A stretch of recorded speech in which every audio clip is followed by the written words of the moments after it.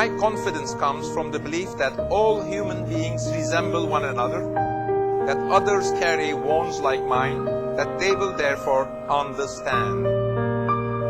When a writer shuts himself up in a room for years on end, with this gesture, he suggests a single humanity, a world without a center. Hello and welcome to an NDTV special with the man from Istanbul, Orhan Pamuk, novelist, Nobel laureate and professor of comparative literature at Columbia University, who now joins me in a live interaction at the British Council in Mumbai. So much of your work has to do with tradition and modernity. This strikes me as no coincidence at all, because you come from Istanbul, this great city at the cusp of Asia and Europe, and from a country which has suffered so many convulsions, centuries of Ottoman rule, followed by, many say, a very brutal clearing up by Kemal Ataturk, discarding of culture and language, and now, again, at the cornerstone of shifting politics, secularists versus nationalists versus, of course, the rising tide of the religious right. How do you see Turkey's future, particularly in the context of your own writing? To be torn between tradition and modernity, I sometimes think is the definition of Turkish identity. That 200 years ago, Westernization did not start with Kemal Ataturk.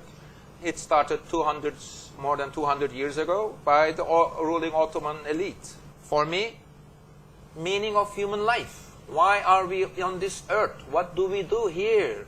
What makes us happy?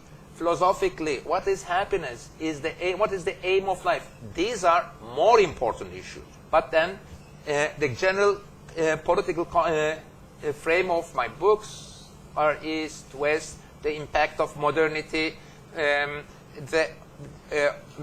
I would also say that morality, the urge to embrace personal identities and tradition, and then, of course, the attraction of modernity, its comforts, its values, freedom of speech, respect for human rights, women's rights, so forth. These are all contradictory things. I rather not make strong statements about these issues, but create lively, convincible characters who are faced with all these issues. That's my attitude. Not many people here may know, but you actually began your career training to be an architect. Yes. And at some point while taking that architectural degree, you dropped out and decided that you were really going to devote your time to writing. From the age of 22 to 30, 8 long years you sought refuge in your mother's house, struggling very hard to write that first novel, and then also, even harder, to find someone to publish it. Yes.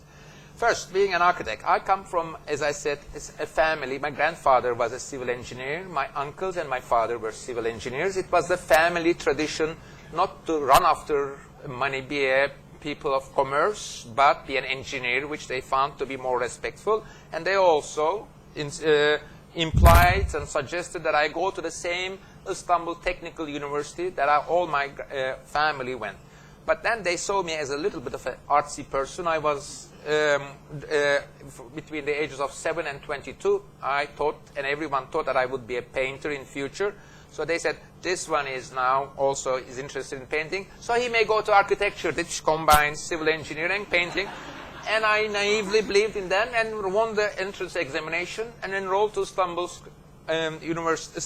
Technical University's architectural school. 3 years after, I realized that I really actually want to live a private life. I'm the sort of person who cannot give orders or take orders from others. I want to continue to live the life of an inventive, creative, but that was, as I narrated in my book, Istanbul, of course, was, as my mother also warned me, was not an easy life.